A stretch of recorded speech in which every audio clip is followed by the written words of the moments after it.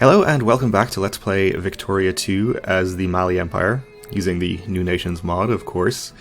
We are about 2 months from the end of the game here, so this is probably going to be a slightly shorter episode than usual, but we'll talk about what happened a bit, I guess, at the end of it, so maybe it'll be a bit longer. We are taking back our last few occupations from Britannia here. They have one last army on our soil, so we should be able to take that out. Actually, let's just get this army in here now. I don't know why I wasn't doing that already. Actually just stay there to take that occupation back.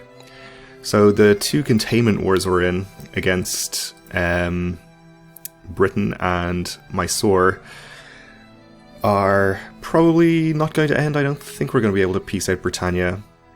Mysore actually might have a better chance of piecing them out because they are subject to a war from Japan as well. Japan is trying to add them to their sphere. So if that starts to go badly for them, they might want out of our war.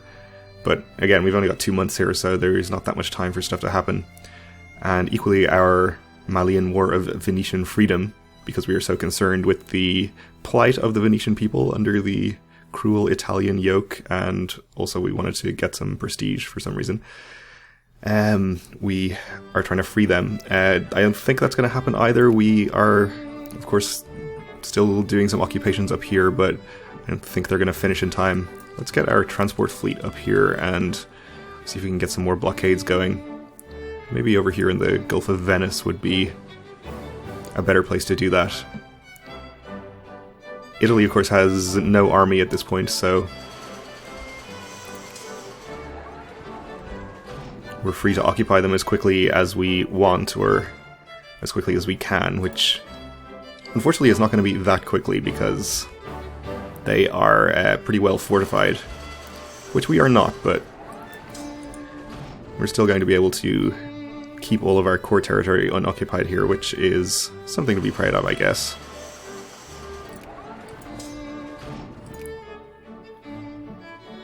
Let's see, we'll take half of this unit, or a big chunk of this unit at least, to try and finally crush this British army.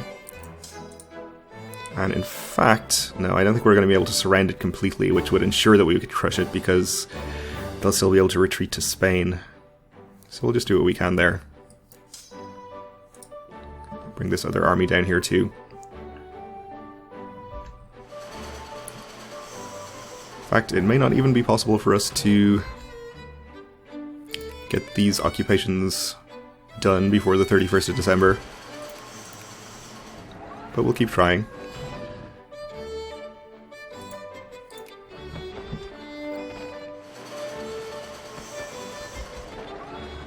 Alright, I think that battle is going to be just fine.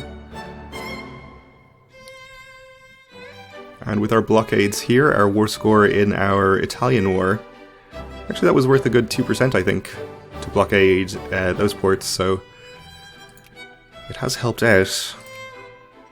And they still would not accept a peace offer, which is not too surprising. We're still less than half of the actual war score that we need. Alright, we beat the British army again. We'll continue to follow them if they're going to stay in our territory. If we can wipe them out, I'd like to do it. And I think that's all of the occupations taken back. Yep.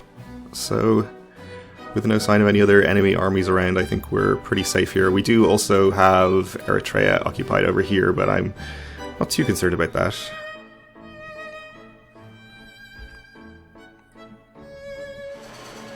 So we are going to get these two occupations done. And we'll move on, just in case we can get some more finished before the end. We're up to 22%. I do have to check again, just in case, but no, they are not going to accept that.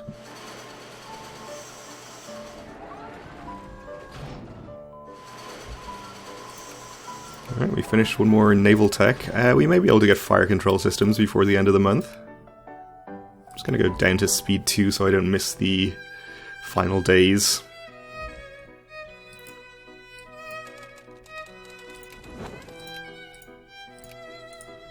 May as well get some more blockades.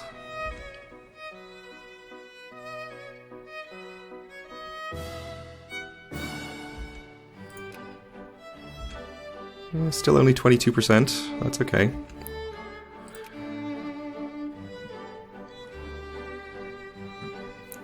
And this battle still continues. Fortunately, we took a nasty crossing penalty, as well as a terrain penalty. So that is not a great battle, but probably still going to win it if I had to guess. Tensions in Togo. Well, we'll gain 10 flashpoint tension there, it's probably going to be fine.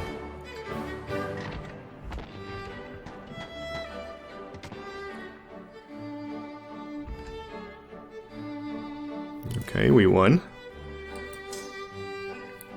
And they're still not wiped out, so we'll follow again.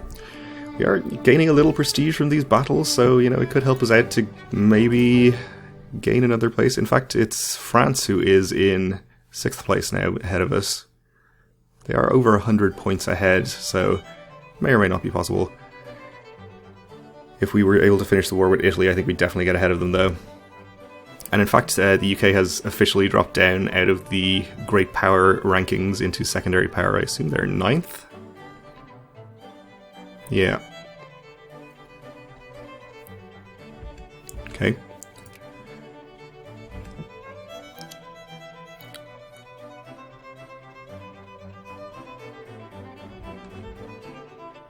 Well, I don't think we're even going to finish this battle because it is the 29th of December. And our occupations up in Italy are not going to finish either. Oh, and there's a few more little British armies have invaded me here, but they're not going to finish their occupations either. And there we go, 31st. So the last day of the game, didn't get our battle finished. But, I don't know, I think 7th place is pretty good. Just over 100 points behind France. So I guess we can take one last look and see if we would have been able to peace out Italy. No. Oh well. And Mysore War is going actually badly for Japan, so I guess that wouldn't have made them want to peace out either. Okay. Well. Yeah, Britain still wouldn't accept a white peace offer. So I think we did what we could there. At least we can be pretty happy they went down to 9th place, if nothing else. So let's check out the world. French Egypt is still a thing, but a lot of these lands in Central Africa have become independent. Some of the ones up here, of course, did as well. We mostly conquered them, except for Dahomey, which is the one piece of land that I would really like to conquer because it would make our borders look a whole lot nicer. Unfortunately, when they were given independence, through however it happened, they became a civilized nation, so it would have been 22 infamy possibly to annex them. So it was not really feasible.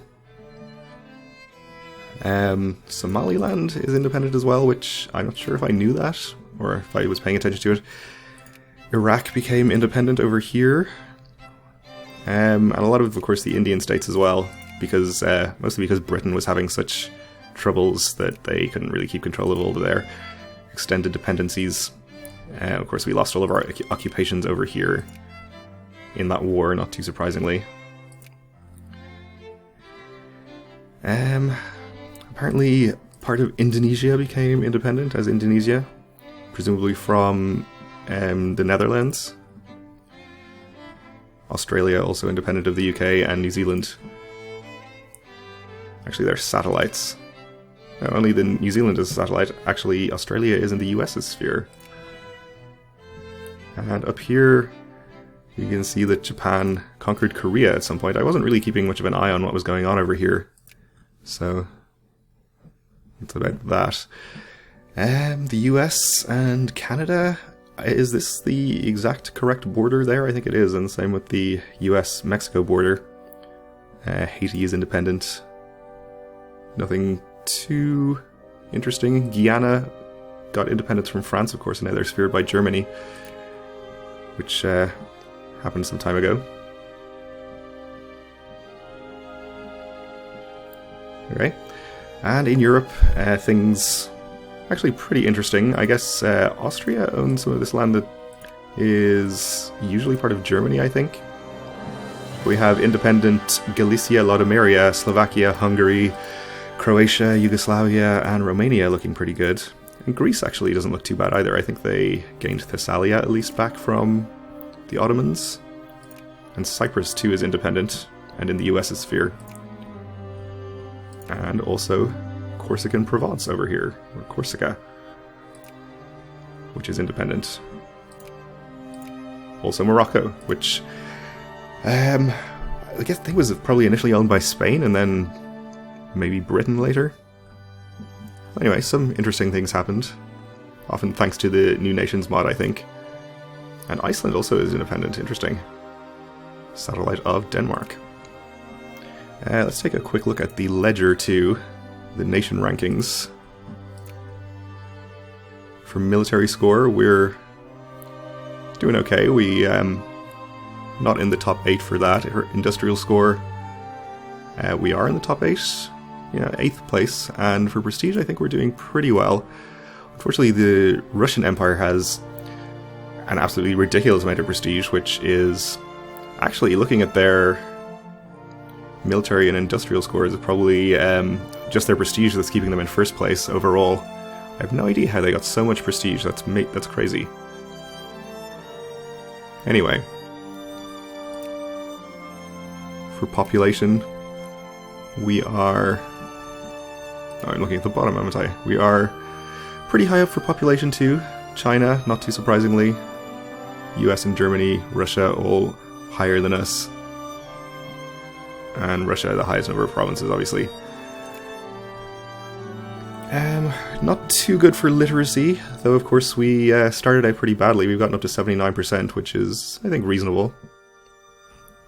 We started out like on, I don't know, was it lower than 10%? Definitely, maybe 5%. And it took us a while to actually westernize, so I think we did alright on that one.